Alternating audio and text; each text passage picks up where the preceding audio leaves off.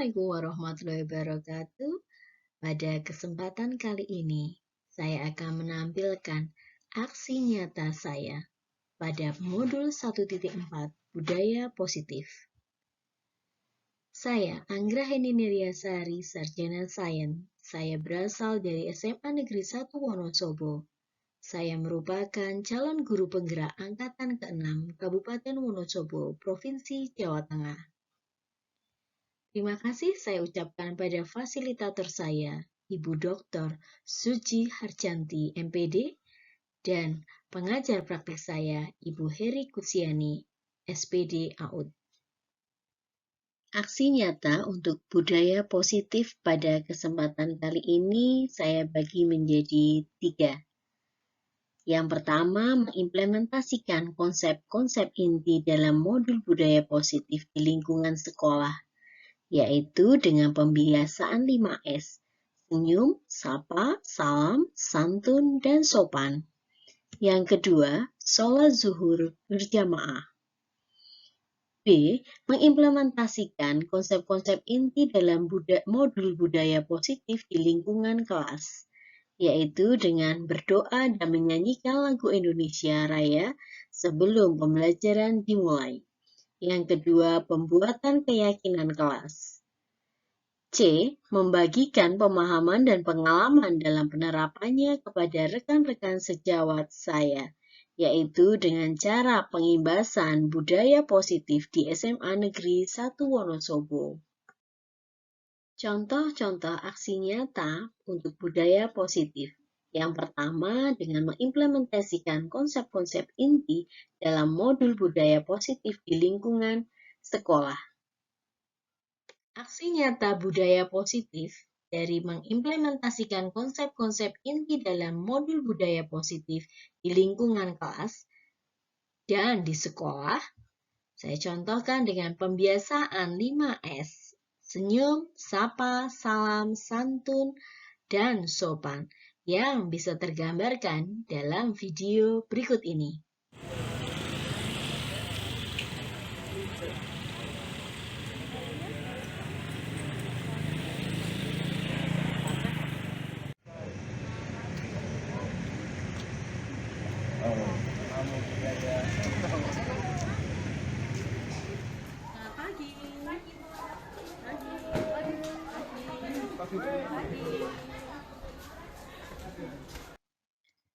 Contoh aksi nyata pada modul budaya positif yang kedua, pada pengimplementasian konsep inti dalam modul budaya positif di lingkungan sekolah, yaitu sholat zuhur berjamaah.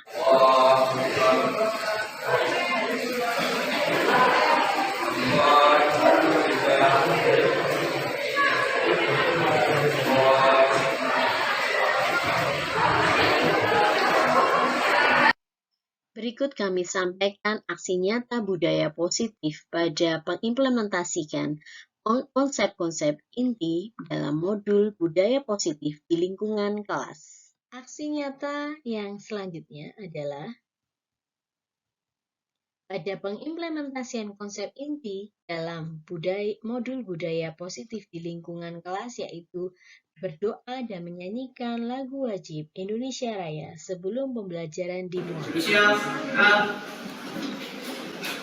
Untuk mengawali perjalanan ini, mereka dapat masing-masing telah mulai.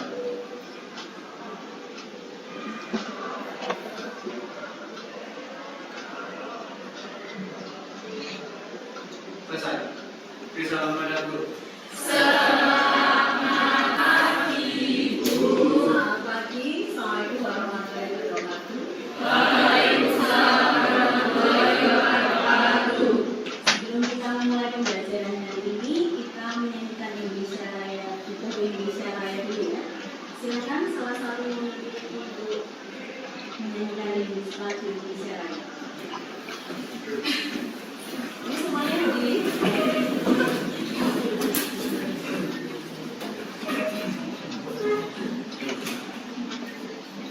Hiduplah Indonesia Raya. Dua. Indonesia tanah airku, tanah tumpah darahku. di sanalah aku berdiri, jadi pandu hidup. Indonesia kebangsaanku, bangsa dan tanah airku, marilah kita bersatu, Indonesia bersatu. Hiduplah tanahku, hiduplah negeriku, bangsaku, rakyatku semuanya. Bangunlah jiwanya, bangunlah badannya, untuk Indonesia Raya. Indonesia Raya, merdeka, merdeka, tanahku, negeriku yang ku cinta. Indonesia Raya, merdeka, merdeka, hiduplah Indonesia Raya. Indonesia Raya, merdeka, merdeka, tanahku, negeriku yang ku cinta. Indonesia Raya, merdeka, merdeka, hiduplah Indonesia Raya.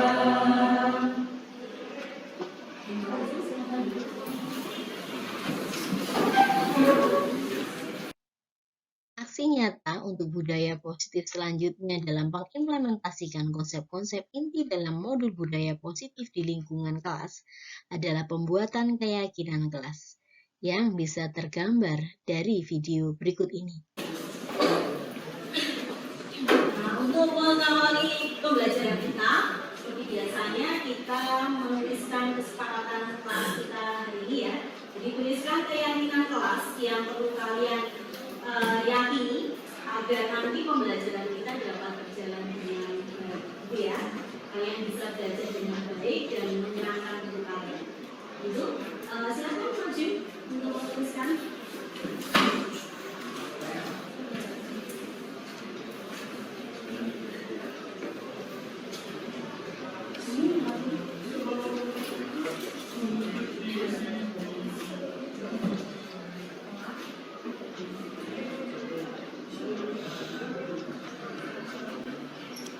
Yang lainnya masih ada spidol banyak ini.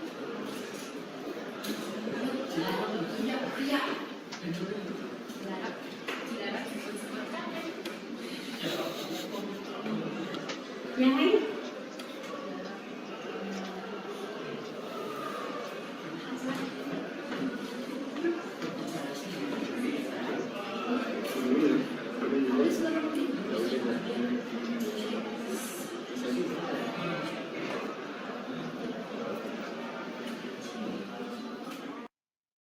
Berikut adalah keyakinan kelas dari yang dibuat oleh anak-anak.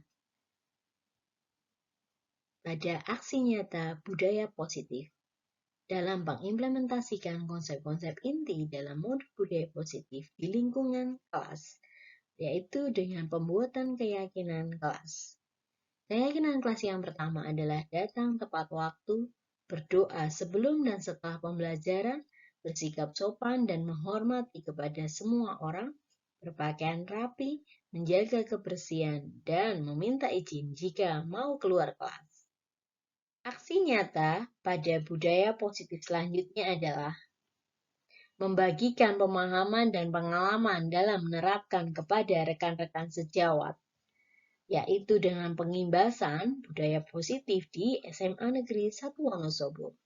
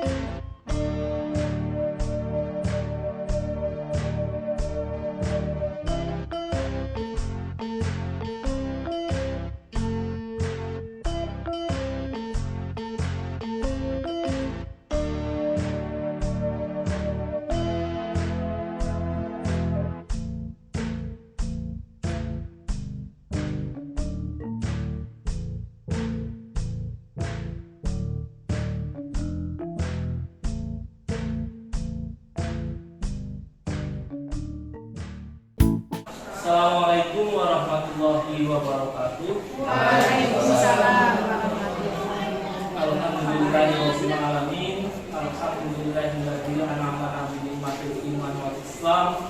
Wassalatu wassalamu ala sayyidina wa habibina wa maulana Muhammadin wa ala alihi washabbihi ajmain. Amma ba'du. Yang kami hormati Ibu Anggraini Yasari selaku calon guru penggerak angkatan 6 Kabupaten Wonosobo. Yang kami hormati Bapak Ibu guru peserta praktik baik calon guru penggerak. Selamat datang di acara ini. Mohon doanya semoga acara ini bisa berjalan dengan lancar dan memberikan manfaat kepada kita semua. Baiklah Bapak Ibu, agar acara ini bisa berjalan dengan baik, mari kita buka bersama dengan bacaan basmalah. Bismillahirrahmanirrahim. Alhamdulillah, acara selanjutnya penyampaian materi praktik baik dari Ibu Anggraini tentang budaya positif sebagai bentuk aksi nyata di modul 1.4 calon guru penggerak. Kepada beliau dipersilahkan. Terima kasih. Assalamualaikum warahmatullahi wabarakatuh. Terima kasih atas kehadiran ibu-ibu dan bapak-bapak sekalian ya dalam acara aksi nyata diseminasi modul 1.4 budaya positif. Berdasarkan filosofi dari Ki Hajar Dewantara bahwa pendidikan menurut Ki Hajar Dewantara adalah pendidikan itu adalah menuntun. Maksudnya menuntun di sini segala kekuatan yang ada pada murid sesuai dengan kodrat alam dan kodrat zamannya agar mencapai keselamatan dan kebahagiaan setinggi-tingginya.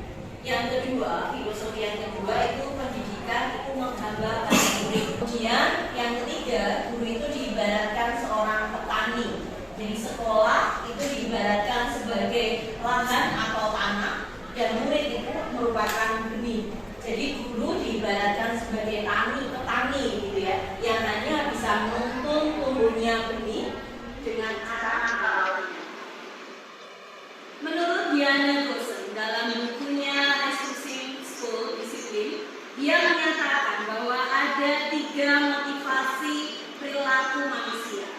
Yang pertama, motivasinya untuk menghindari ketidaknyamanan atau hukuman.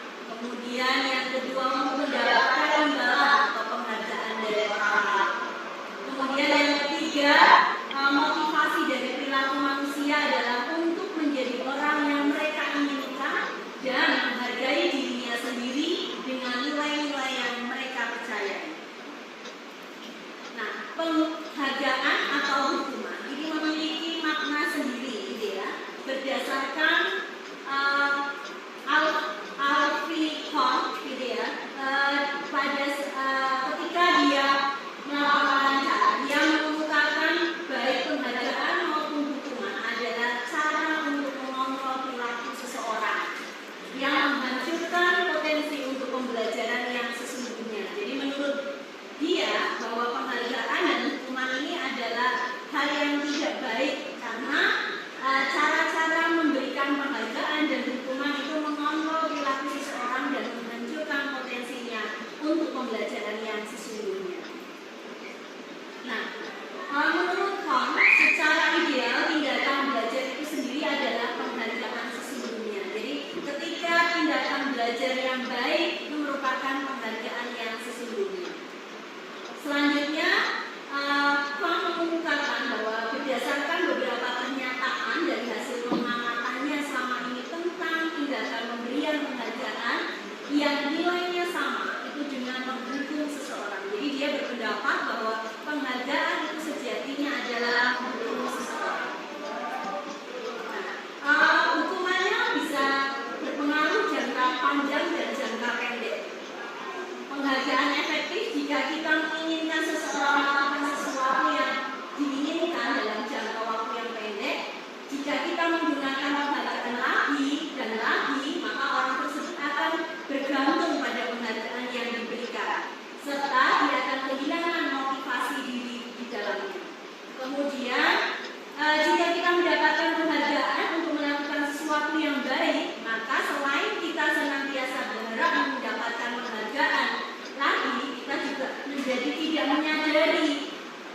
tindakan baik yang kita lakukan.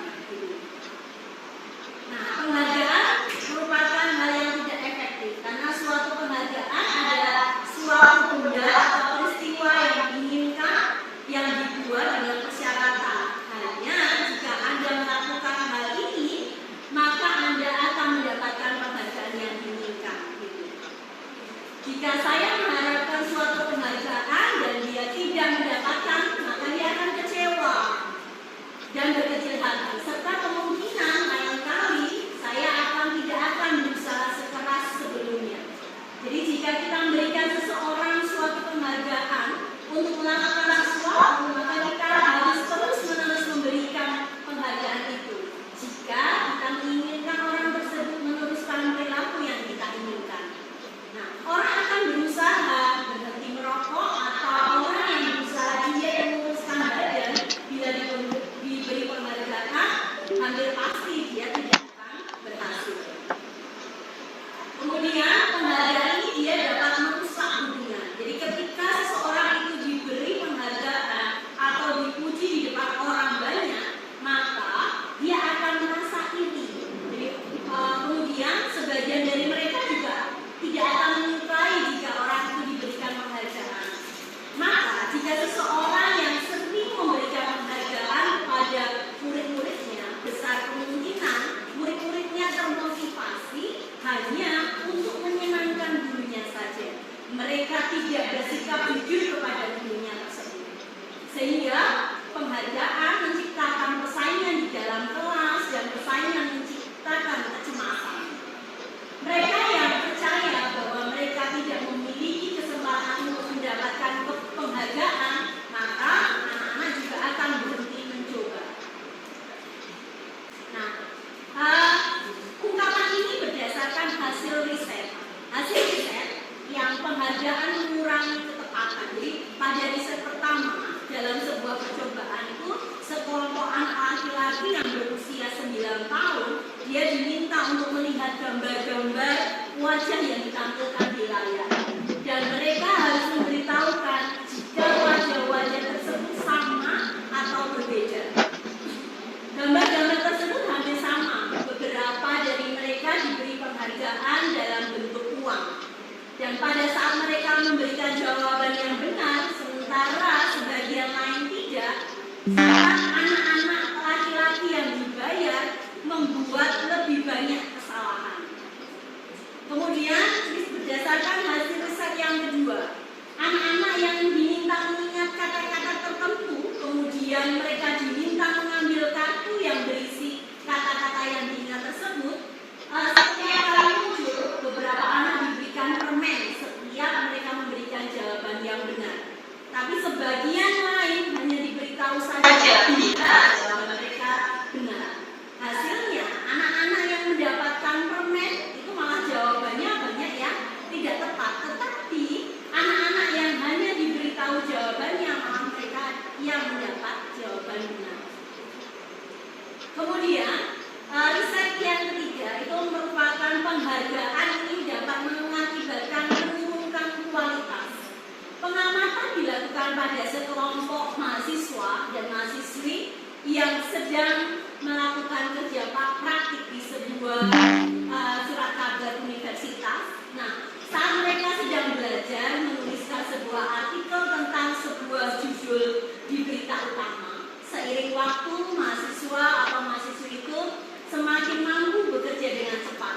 Kemudian ada beberapa mahasiswa yang dibayar untuk setiap judul berita utama yang mereka mampu hasilkan. Dan setelah beberapa lama mahasiswa yang dibayar ini hasil pekerjaannya atau kinerjanya berhenti berkembang. Mereka menjadi tidak menerima bayaran. Terus mereka berusaha dan mereka yang tidak menerima bayaran malah dia terus berupaya bagaimana untuk mengasah dirinya menjadi lebih baik. Penghargaan merupakan menghukum. Maksudnya penghargaan menghukum adalah ketika mereka yang tidak mendapatkan penghargaan, misalnya dalam sistem ranking pada penilaian, mereka yang mendapatkan ranking kedua, maka mereka akan merasa yang paling dihukum. Pemberian penghargaan dan hukum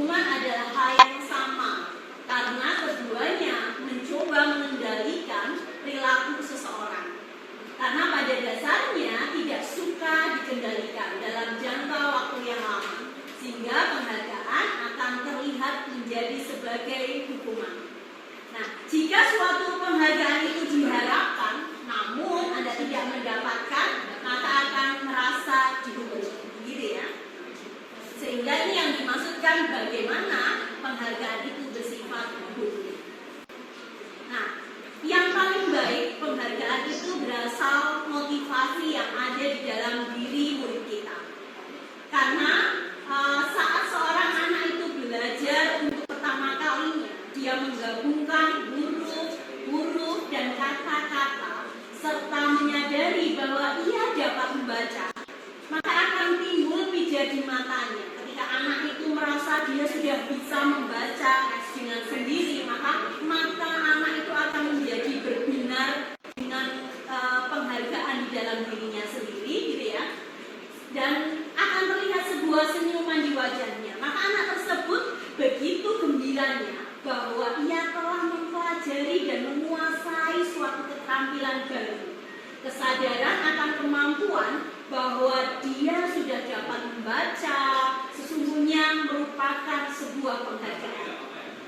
Jika kita memberikan penghargaan kepada seorang anak pada saat dia sedang merasa bangga atas pencapaian dirinya, maka kita akan mengambil kegembiraan saat dia sedang merasakan secara alamiah.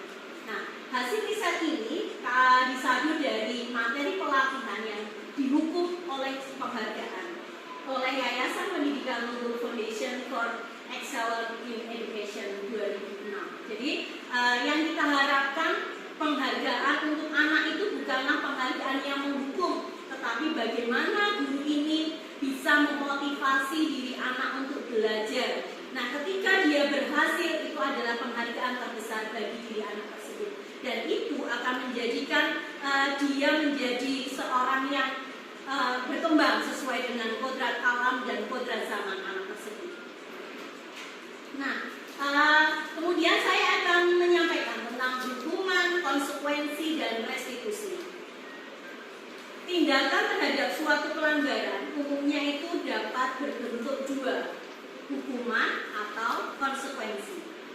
Nah, restitusi itu adalah proses antara kolaborasi menciptakan kondisi bagi murid untuk memperbaiki kesalahan mereka sehingga mereka bisa kembali pada kelompok mereka dengan karakter yang lebih kuat berdasarkan Goshen pada tahun 2004. Restitusi juga merupakan proses kolaborasi yang mengajarkan kepada murid untuk mencari solusi untuk masalah mereka dan membantu murid berpikir tentang orang seperti apa yang mereka inginkan dan bagaimana mereka harus memperlakukan orang lain. Nah, kita akan mengidentifikasi identitas gagal dan identitas sukses. Identitas gagal itu adalah ketika kita memberikan hukuman kepada murid kita. Sedang identitas sukses itu adalah disiplin. Disiplin ketika kita memberitahu anak tentang konsekuensi apa yang dia lakukan dan restitusi. Jadi kalau hukuman itu sesuatu yang menyakitkan yang harus terjadi pada anak. Tetapi ketika konsekuensi, maka mereka akan tahu sesuatu itu harus terjadi.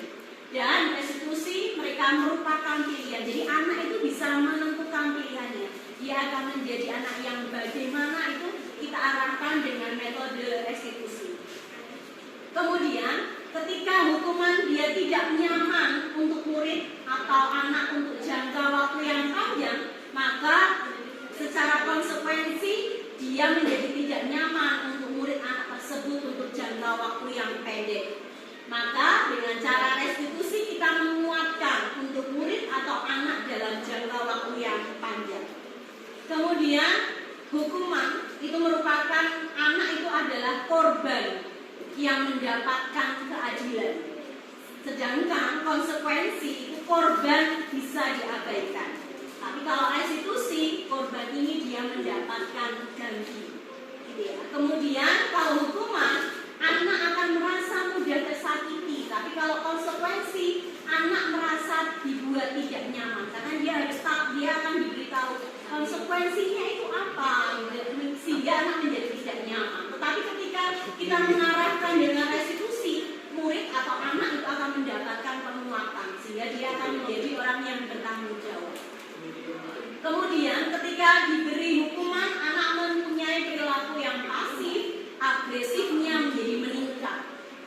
konsekuensi penguatan hanya bertahan dalam jangka waktu yang pendek, tetapi dengan restitusi masalah akan terpecahkan. Selanjutnya, dia tidak berjalan, murid menjadi tidak takut, gitu ya. Kalau misalnya hukuman yang kita berikan ini ternyata tidak berjalan, anak menjadi tidak takut kepada kita. Tetapi ketika kita memberikan konsekuensi, maka memerlukan monitoring dan supervisi terus-menerus dari guru. Jadi guru harus memonitor apa perkembangan yang sudah dia lakukan. Tetapi dengan restitusi, murid belajar bertanggung jawab untuk perilakunya. Kemudian kalau hukuman, dia berlaku hanya pada sebuah institusi saja, tidak berlanjut pada kehidupan nyata. Kalau di konsekuensi, membantu penerapan mengikuti peraturan dalam masyarakat, sedang dalam restitusi, dia fokus pada pemecahan masalah dan jangka waktunya panjang. Selanjutnya, kalau pada hukuman, maka kita akan peraturannya adalah kamu harus gitu. Tapi kalau di konsekuensi, kita hanya berkata, apa peraturannya? Mampukah kamu melakukan? Atau terima kasih, gitu ya. Tapi kalau di restitusi, anak diarahkan untuk berpikir, apa yang akan kamu yakini? Apa yang bisa kamu lakukan untuk memperbaiki masalah ini? Jadi pola berpikir anak menjadi dewasa, kemudian bertanggung jawab itu akan muncul ketika kita mengarahkan anak untuk restitusi. Kemudian ketika memberi hukuman, murid akan membenci peraturan. Ketika kita memberikan hukumannya ini, itu anak akan membenci peraturan.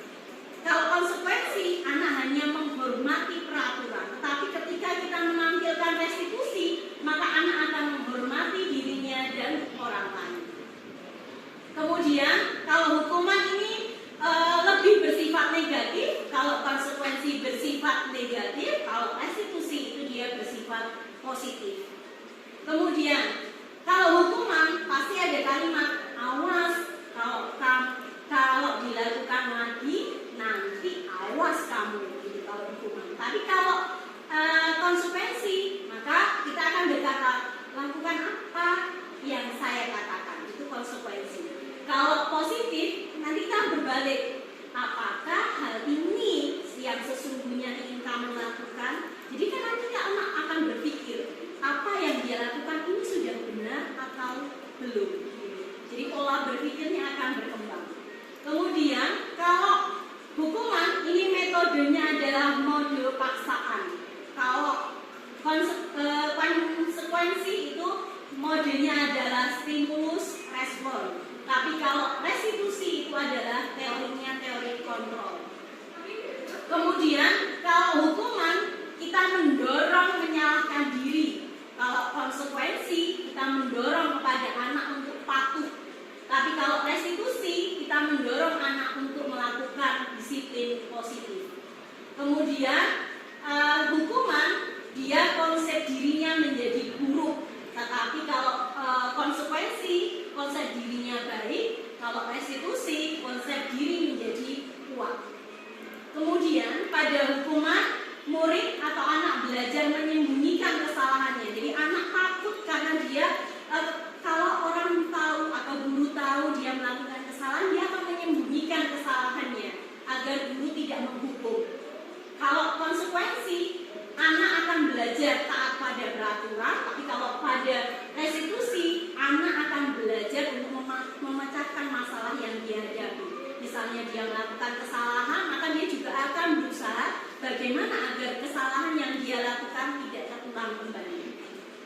Kemudian ketika pada hukuman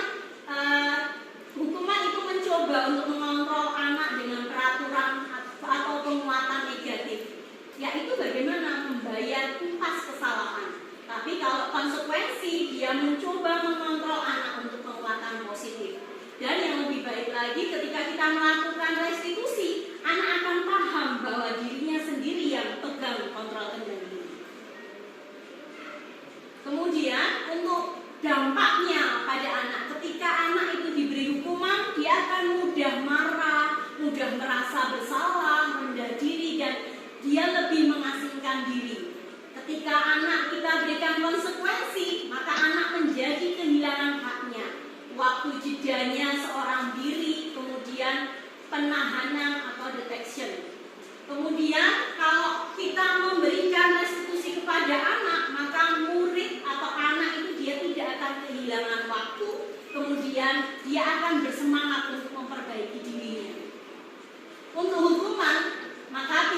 tiba-tiba tidak mengharapkan itu akan sangat melukai anak. Kalau konsekuensi dia sudah diketahui dan pasti masuk akal. Kalau restitusi itu berupa undangan untuk mengadakan restitusi. Kalau hukuman itu dibuat oleh guru, konsekuensi dibuat antara oleh guru dan anak atau murid. Kalau restitusi yang membuat kesepakatan itu adalah murid. Jadi guru hanya menuntun saja, dia tidak membuat. Kemudian kalau hukuman ini dia akan menyakitkan. Kenapa? Karena guru menjalani konsekuensi dengan cara menyalahkan, mengkritik, menyindir, dan merendahkan murid. Kalau yang konsekuensi, maka membantu guru untuk menyatakan peraturannya ini seperti ini. Kemudian melakukan peringatan dan merupakan proses kolaborasi yang mengajarkan kepada murid untuk mencari solusi untuk masalah mereka dan membantu murid berpikir tentang orang seperti apa yang mereka inginkan dan bagaimana mereka harus memperlakukan orang lain. Nah, kita akan mengidentifikasi identitas gagal dan identitas sukses. Identitas gagal itu adalah ketika kita memberikan hukuman kepada murid kita. Sedang identitas sukses itu adalah disiplin. Disiplin ketika kita memberitahu anak tentang konsekuensi apa yang dia lakukan dan restitusi. Jadi kalau hukuman itu sesuatu yang menyakitkan yang harus terjadi pada anak. Tetapi ketika konsekuensi, maka mereka akan tahu sesuatu itu harus terjadi. Dan restitusi mereka merupakan pilihan. Jadi anak itu bisa menentukan pilihannya. Dia akan menjadi anak yang bagaimana itu kita arahkan dengan metode restitusi. Kemudian ketika hukuman dia tidak nyaman untuk murid atau anak untuk jangka waktu yang panjang, maka secara konsekuensi dia menjadi tidak nyaman untuk murid anak tersebut untuk jangka waktu yang pendek. Maka dengan cara restitusi kita menguatkan untuk murid atau anak dalam jangka waktu yang panjang. Kemudian hukuman itu merupakan anak itu adalah korban yang mendapatkan keadilan. Sedangkan konsekuensi itu korban bisa diabaikan. Tapi kalau restitusi, korban ini dia mendapatkan ganti.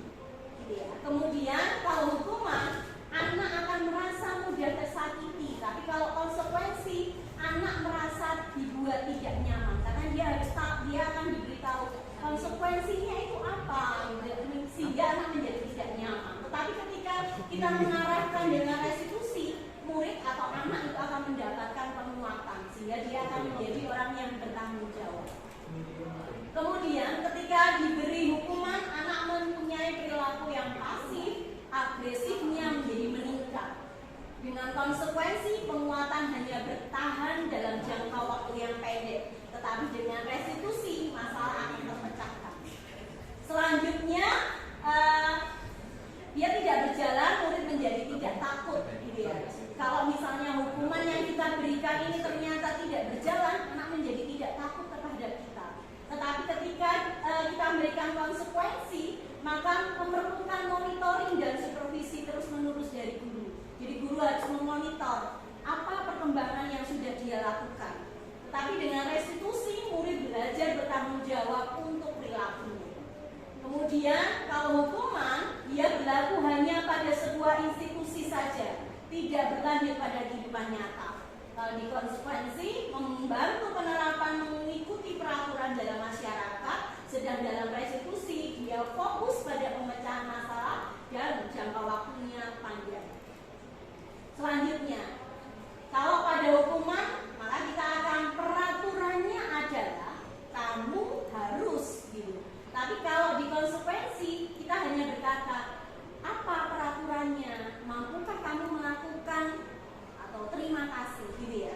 Tapi kalau di restitusi, anak diarahkan untuk berpikir, apa yang akan kamu yakini? Apa yang bisa kamu lakukan untuk memperbaiki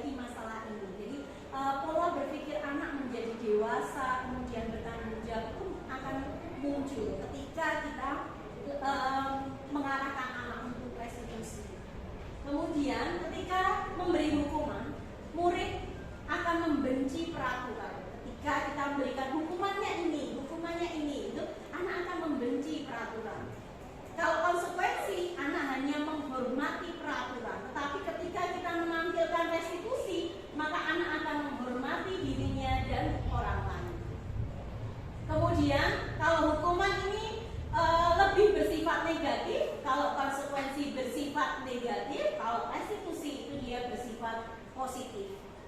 Kemudian kalau hukuman pasti ada kalimat awas, kalau dilakukan lagi nanti awas kamu, gitu kalau hukuman. Tapi kalau konsekuensi, maka kita akan berkata lakukan apa yang saya katakan, itu konsekuensi.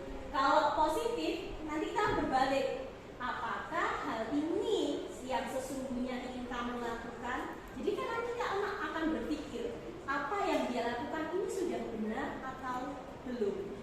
Jadi pola berpikirnya akan berkembang. Kemudian kalau hukuman ini metodenya adalah mode paksaan. Kalau konsekuensi itu modenya adalah stimulus respon. Tapi kalau restitusi itu adalah teorinya teori kontrol. Kemudian kalau hukuman kita mendorong menyalahkan diri. Kalau konsekuensi kita mendorong kepada anak untuk patuh. Tapi kalau restitusi kita mendorong anak untuk melakukan disiplin positif.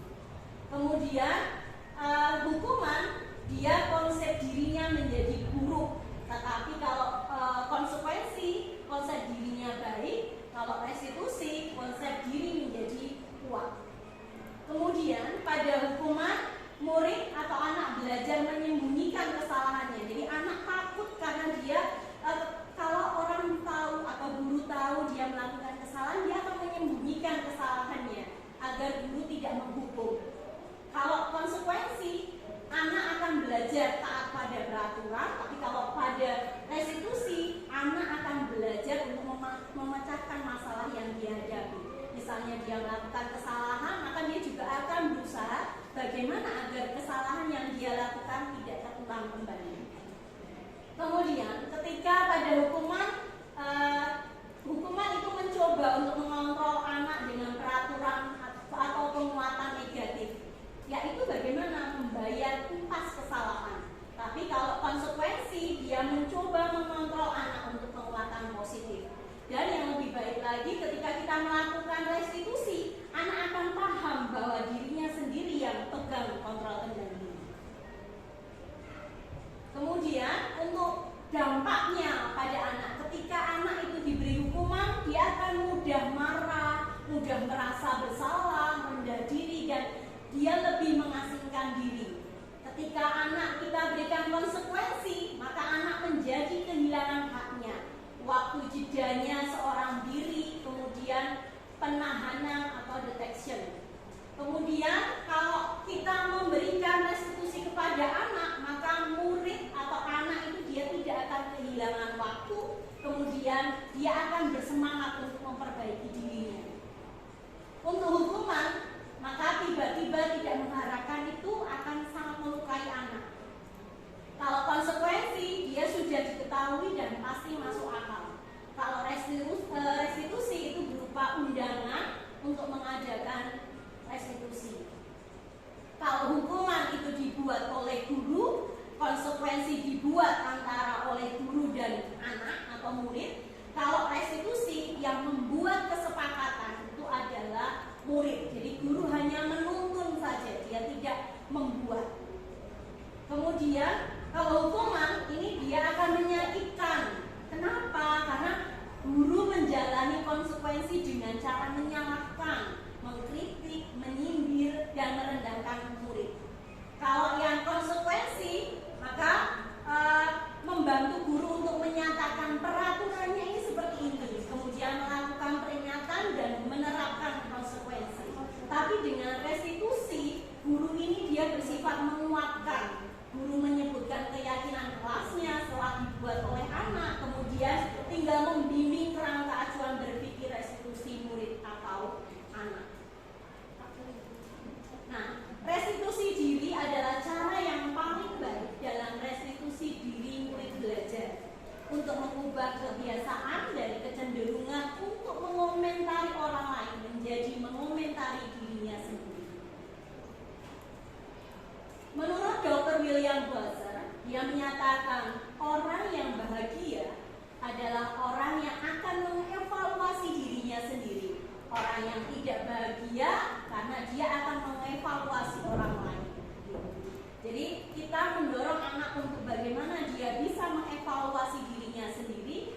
harus mengevaluasi orang lain.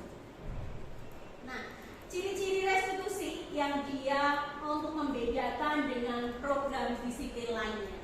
Yang pertama, restitusi itu dia bukan untuk menebus kesalahan, namun untuk belajar dari kesalahan. Kemudian, restitusi itu adalah untuk memperbaiki hubungan. Restitusi itu adalah tawaran dan bukan paksaan. Kemudian, restitusi itu dia bersifat menuntun untuk melihat ke dalam diri. Kemudian, restitusi itu mencari kebutuhan dasar yang mendasari sebuah tindakan. Kemudian, restitusi itu fokus pada karakter, bukan pada tindakan. Jadi karakter anak yang kita gali agar dia menjadi anak yang bahagia setinggi-tingginya sesuai dengan kodrat alam dan kodrat zaman. Bagaimana restitusi itu dia dapat berjalan? Restitusi dapat berjalan dengan cara kita membentuk sebuah keyakinan di sekolah kita. Diawali dari membentuk keyakinan di kelas. Caranya bagaimana? Keyakinan kelas ini dia bersifat abstrak daripada peraturan yang lebih rinci dan konkret. Dan yang perlu diingat bahwa keyakinan kelas itu yang membuat adalah anak, bukan kita sebagai guru. Kemudian keyakinan kelas itu berupa pernyataan-pernyataan universal. Pernyataan keyakinan kelas senantiasa dibuat dalam bentuk positif. Jadi kalimatnya harus kalimat positif. Tidak boleh sebuah keyakinan kelas itu menggunakan kalimat negatif. Misalnya kata dilarang, tidak boleh, itu bukanlah kata-kata keyakinan kelas. Kemudian keyakinan kelas sebenarnya dia tidak terlalu banyak sehingga mudah diingat dan dipahami oleh semua warga kelas. Kemudian keyakinan kelas sebaiknya sesuatu yang dapat diterapkan di lingkungan tersebut. Dan semua warga kelas hendaknya ikut berkontribusi dalam pembuatan keyakinan kelas lewat kegiatan curah pendapat, gitu ya. Sehingga keyakinan kelas ini dia diawali dari sebuah kesepakatan kelas. Kesepakatan kelas yang terus-menerus diungkapkan itu menjadi sebuah keyakinan kelas. Jadi kesepakatan yang terus-menerus dibuat oleh anak itu nanti akan membudaya. Budaya positif inilah yang akan menjadikan sebuah keyakinan kelas. Bersedia meninjau kembali keyakinan kelas dari waktu ke waktu. Jadi dari waktu ke waktu itu keyakinan kelas itu selalu ditinjau kembali. Apakah ada yang mau diganti atau mau ditambahkan? Contohnya keyakinan kelas itu kalimatnya seperti ini, Bapak Ibu. Yang pertama, datang tepat waktu. Jadi kalimatnya adalah kalimat positif. Jadi bukan kata-kata tidak boleh terlambat, tetapi kita ubah menjadi kalimat positif dengan datang tepat waktu. Kemudian berdoa sebelum dan setelah pembelajaran. Yang ketiga, misalnya bersikap sopan dan hormat kepada semua orang. Kemudian berpakaian rapi, bukan kalimat baju tidak boleh dikeluarkan, harus menggunakan dasi. Itu maka termasuk kalimat positif negatif. Kalimat yang baik adalah berpakaian rapi. Maka anak akan berpikir, bagaimana sih berpakaian rapi itu? Berpakaian rapi itu adalah baju dimasukkan, menggunakan dasi, kerudung dirapikan, sehingga anak akan berpikir yang lebih baik, otaknya berkembang dengan baik. Kemudian yang kelima, menjaga kebersihan. Jadi kalimat tidak boleh membuang sampah sembarangan itu kita ganti dengan kalimat positif, menjaga kebersihan. Bagaimana menjaga kebersihan? Berarti kan tidak boleh membuang sampah sembarangan. Kemudian jika melihat ada sampah yang tercecer itu segera diambil, dibuang di tempat sampah. Jadi kita berikan kalimat-kalimat yang positif. Kita tuntut anak untuk memberikan kalimat yang positif. Kemudian yang keenam adalah contohnya meminta izin jika mau keluar kelas. Itu contoh dari keyakinan kelas. Nah, sekarang saya akan masuk ke materi selanjutnya, yaitu 5 posisi kontrol. 5 posisi kontrol berdasarkan Dr. William Glasser. Dosen dia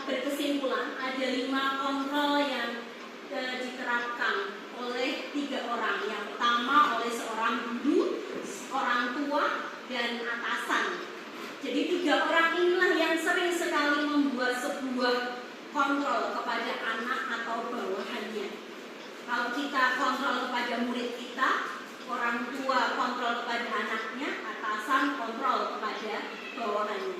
Nah, 5 posisi yang berdasarkan dosen ini, yang pertama sebagai penghukum, pembuat rasa bersalah, sebagai teman, pemantau, atau dia sebagai manajer.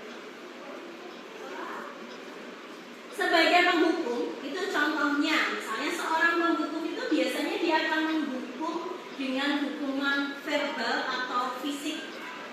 Kemudian misalnya orang-orang yang menjalankan posisi penghukum itu biasanya dia senantiasa bahwa sekolah memerlukan sistem atau alat yang dapat lebih menekan anak-anak atau murid untuk lebih dalam lagi. Kemudian guru-guru yang menerapkan posisi sebagai penghukum biasanya akan berkata, patuhi peraturan saya, atau awas. Itu berarti kalimat guru sebagai penghukum.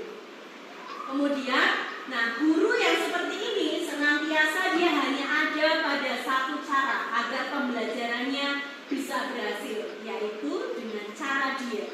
Dia tidak mau melihat cara orang lain mendidik anak dengan baik. Nah, kalau yang membuat merasa bersalah, biasanya pada posisi ini guru itu dia akan bersuara lebih lembut. Kemudian dia pembuat rasa bersalah itu akan menggunakan keheningan yang membuat orang lain merasa tidak nyaman, merasa bersalah, atau merasa rendah diri. Biasanya tipikal guru yang sering membuat orang merasa bersalah itu malah biasanya orangnya bersuara rendah atau lembut. Kalau yang penghukum biasanya suaranya akan keras. Nah, kata-kata yang keluar dengan lembut itu misal akan seperti ini, misalnya, ibu sangat kecewa sekali dengan kamu. Kemudian, berapa kali bapak harus memberitahu kamu ya? Itu kan merasa anak menjadi merasa bersalah. Gitu. Nah, pada posisi ini, murid itu akan memiliki penilaian diri yang buruk tentang diri mereka. Murid merasa tidak berharga dan telah mengecewakan orang-orang yang dia sayangi. Posisi sebagai teman. Posisi sebagai teman itu guru pada posisi ini dia tidak akan menyakiti muridnya. Namun dia akan tetap berupaya untuk mengontrol muridnya melalui persuasi. Pada posisi teman, guru bisa positif, tapi juga bisa negatif. Pada posisi positif, itu guru diposisikan sebagai teman. Dia menggunakan hubungan yang baik dengan humor dan mempengaruhi seseorang. Kemudian biasanya guru yang memposisikan kontrol dirinya sebagai temannya anak itu dia biasanya akan berkata, ayo bantulah ini bapak ya, atau ayo ingat tidak bantuan bapak selama ini. Jadi dia menganggap anak itu sebagai temannya. Nah, hal negatif dari posisi guru sebagai teman itu bila suatu saat guru tersebut tidak membantu murid, maka murid akan berpikir, saya pikir bapak atau ibu itu teman saya. Dia akan berkata seperti itu karena dia merasa kecewa dengan temannya. Kemudian murid merasa dikecewakan dan tidak mau lagi berusaha.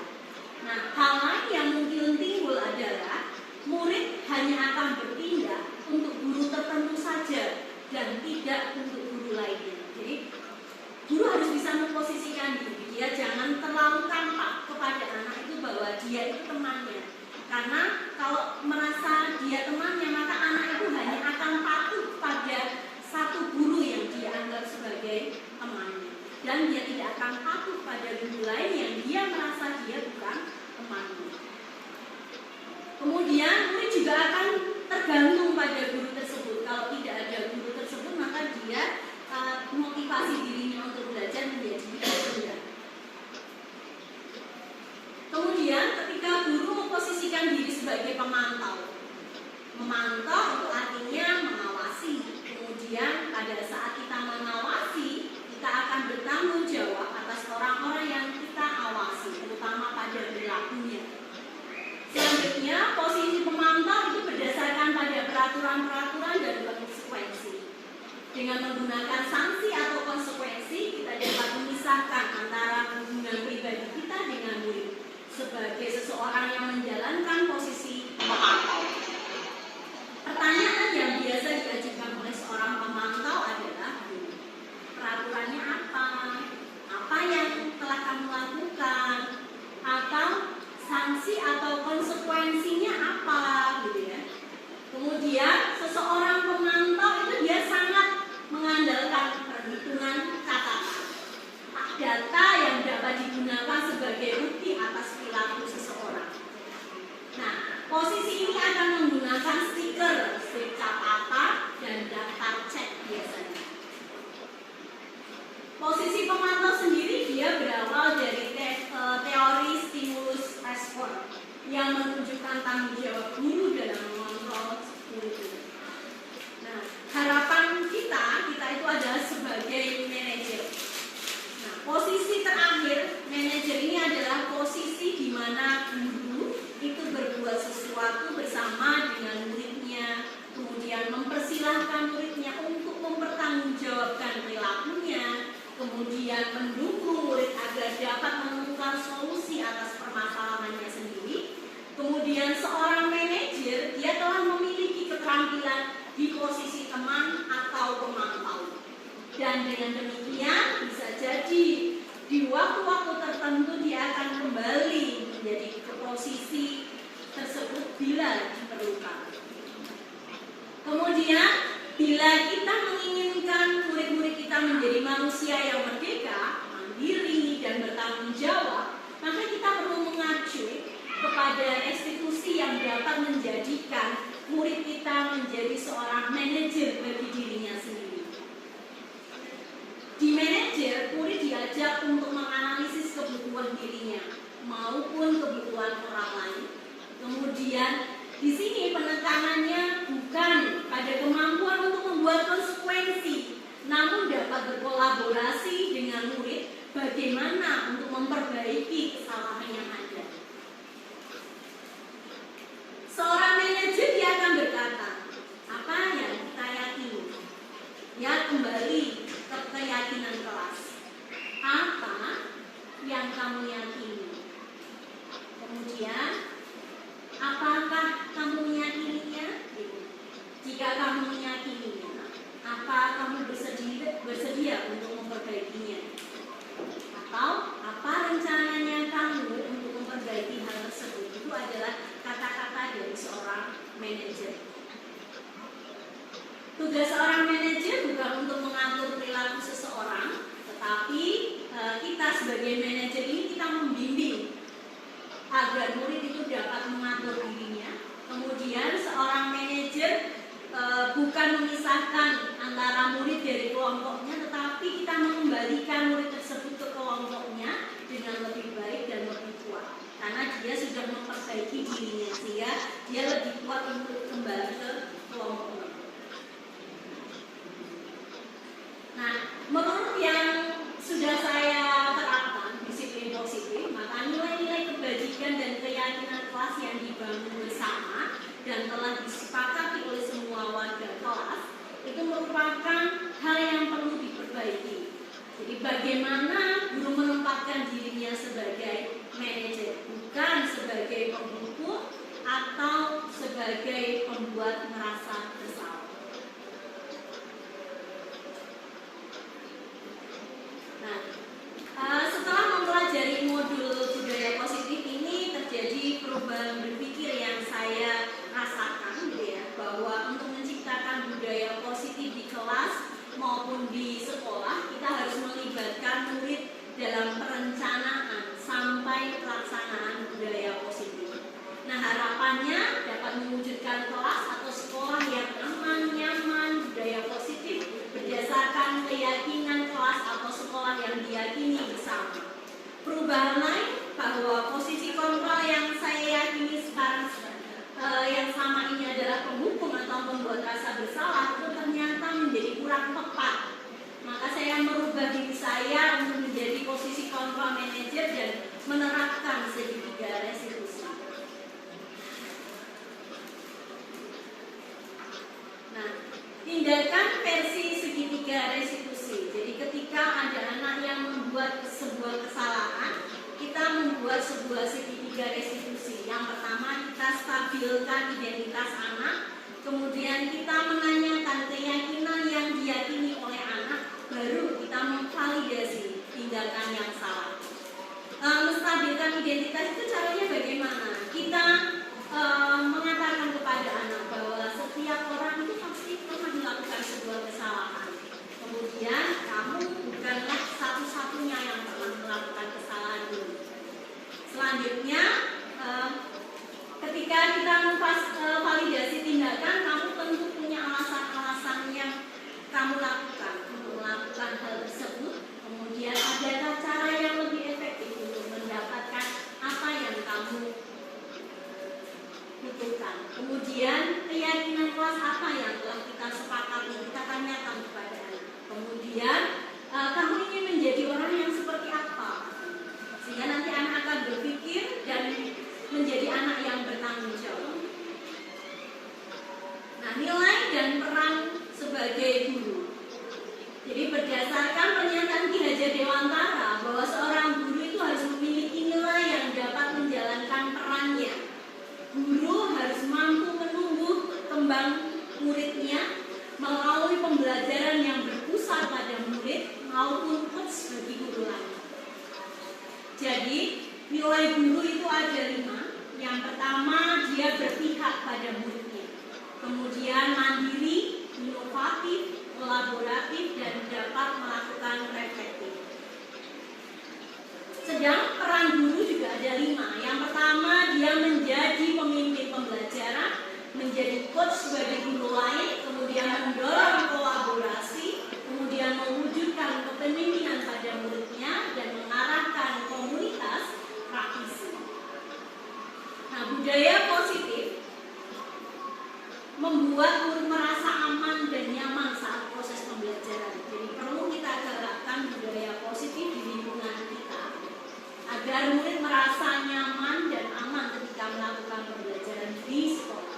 Nah, budaya positif ini dapat mendorong murid untuk mampu berpikir, bertindak, dan menciptakan dengan penuh kemandirian dan bertanggung jawab sebagai memerdekakan diri.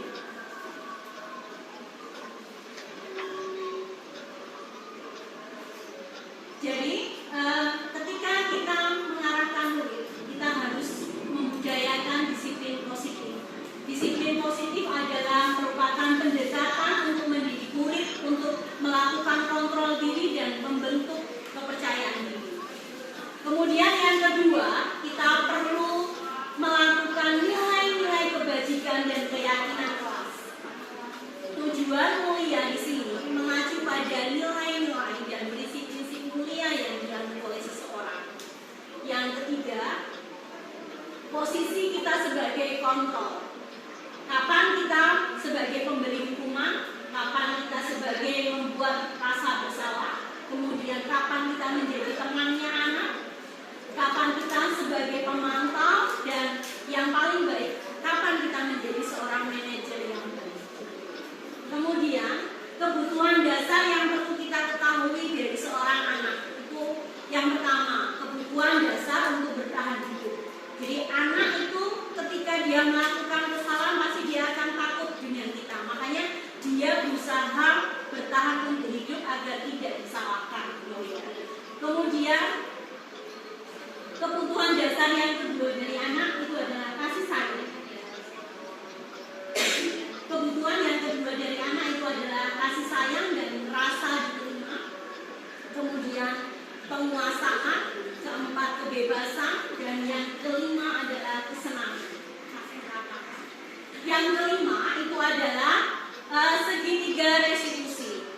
Segitiga restitusi itu ada 3 hal yang harus kita jalani. Yang pertama, menstabilkan identitas, kemudian memvalidasi tindakan salah, kemudian yang ketiga, menanyakan keyakinan kepada anak. Hal ini perlu kita lakukan untuk mewujudkan profil pelajar Pancasila. Jadi keberpihakan ketika kita mengajar pembelajaran kepada murid kita tujuannya hanya satu, yaitu mewujudkan profil pelajar Pancasila. Yang pertama, mewujudkan murid kita menjadi pelajar yang beriman, bertakwa kepada Tuhan Yang Maha Esa dan berakhlak mulia. Yang kedua, mandiri, bernalar kritis, berkebinekaan global, bergotong royong, dan kreatif. Kemudian, sebelum mempelajari modul ini, ketika berinteraksi dengan murid, posisi yang sering saya lakukan itu biasanya sebagai teman dan sebagai pemantau. Kadang jika saya merasa cara tersebut tidak efisien terhadap beberapa murid, kemudian saya akan memposisi diri saya sebagai penghukum. Nah, perasaan saya sekarang menjadi lebih baik karena saya lebih bisa mengontrol emosi diri saya dan berusaha untuk mendalami motif murid untuk melakukan hal tersebut. Kemudian saya berusaha untuk menuntun murid untuk mencari solusi dan menciptakan budaya positif. Selanjutnya, ketika saya sudah memposisikan diri menjadi manajer, saya merasa tertantang bagaimana untuk menyusun strategi untuk menginformasikan beberapa konsep budaya positif kepada rekan sejawat saya agar dapat berkolaborasi untuk menumbuh kembangkan nilai-nilai kebajikan dan budaya positif di kelas maupun di sekolah.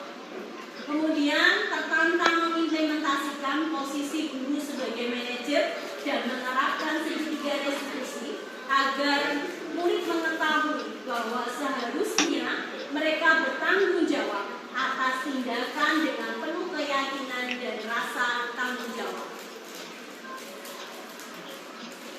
Nah, hal-hal yang menurut saya penting itu adalah bagaimana stakeholder itu dapat berkolaborasi dengan warga sekolah untuk ikut berkontribusi langsung dengan pengembangan dan pembiasaan dalam menerapkan nilai-nilai kebajikan dan budaya positif di kelas. Kemudian, bagaimana cara kita menumbuh kembangkan nilai-nilai kebajikan, disiplin positif pada murid untuk mencapai visi sekolah. Kemudian, mewujudkan sekolah kita menjadi sekolah yang nyaman, aman, dan mendukung proses pembelajaran yang menyenangkan. Sekian desiminasi dari saya.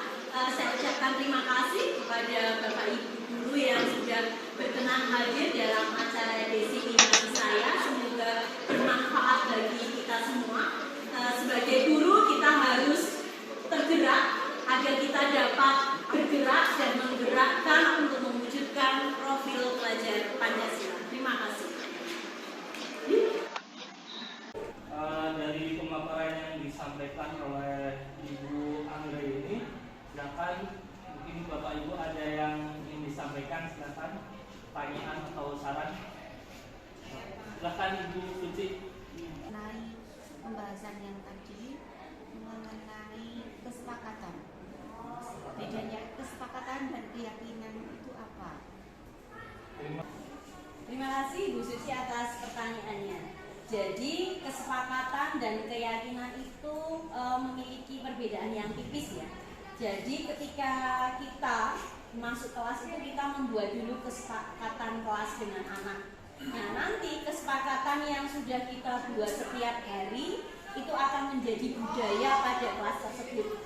Sehingga ketika sudah menjadi budaya positif dari kelas tersebut, nah itu menjadi keyakinan kelas gitu. Makanya karena keyakinan itu harus berbentuk kalimat yang positif. Jadi jangan sampai sebuah keyakinan kelas itu dia berkata atau berkalimat negatif. Contohnya misalnya keyakinan kelas yang pertama misalnya datang tepat waktu. Jadi kita tidak boleh membuat sebuah keyakinan kelas dengan kalimat tidak boleh datang terlambat. Itu kita ubah menjadi kalimat yang positif sehingga datang tepat waktu. Terima kasih Bu Andre yang telah memberikan jawaban sangat puas dari jawaban. Baiklah, mungkin ada pertanyaan lain dari Bapak Ibu guru. Silakan Ibu juga sekarang. Ya, izin bertanya Bu Anggra, kalau bagaimana sih kita itu untuk membuat keyakinan kelas? Untuk membuat sebuah keyakinan kelas atau sekolah itu yang pertama, jadi kita membuat dulu sebuah kesepakatan dengan anak. Jadi kalimat dari keyakinan kelas ini dia bersifat lebih abstrak daripada peraturan yang lebih rinci dan konkret. Kemudian keyakinan kelas itu juga berupa pernyataan-pernyataan yang universal, kemudian dibentuk dalam kalimat yang positif, sehingga ketika kalimatnya mempunyai kalimat mengandung kalimat positif itu diharapkan anak akan tertanamkan pemikiran-pemikiran yang positif pula. Kemudian dengan keyakinan kelas ini hendaknya tidak terlalu banyak seperti peraturan sekolah, jadi hanya yang istilahnya yang poin-poin penting saja sehingga mudah untuk diingat dan dipahami oleh semua warga kelas. Kemudian keyakinan kelas itu sebaiknya juga diterapkan di lingkungan kelas, jadi benar-benar diterapkan. Kemudian yang keenam itu semua warga kelas itu hendaknya juga ikut berkontribusi untuk membuat keyakinan kelas. Jadi keyakinan kelas itu tidak dibuat oleh guru tetapi dibuat oleh semua warga kelas tersebut. Jadi anak-anak yang membuat keyakinan kelas. Jadi awalnya membuat kesepakatan terlebih dahulu, kemudian kesepakatan nanti yang sudah dilakukan setiap hari itu akan menjadi budaya dan diharapkan bisa menjadi sebuah keyakinan kelas. Selain itu, di beberapa waktu perlu keyakinan kelas itu ditinjau ulang, begitu. Mungkin itu jawaban dari saya, Bu. Ya, terima kasih Bu Anggra, jawaban yang sangat jelas dan saya sekarang sudah paham. Terima kasih Bu Anggra. Demikianlah cara praktik baik penyampaian dari Ibu Anggraini Sapri Angkatan 6 Kabupaten Wonosobo. Semoga memberikan manfaat kepada kita semua. Amin. Maka kita tutup bersama acara ini dengan bacaan hamdalah. Alhamdulillah. Demikian, assalamualaikum warahmatullahi wabarakatuh.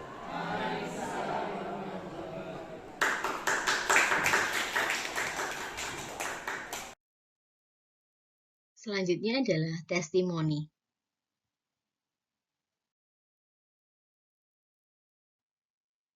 Testimoni yang pertama saya ambilkan dari teman saya, Ibu Yun Tantri SPD, yaitu guru bahasa Inggris. Assalamualaikum warahmatullahi wabarakatuh.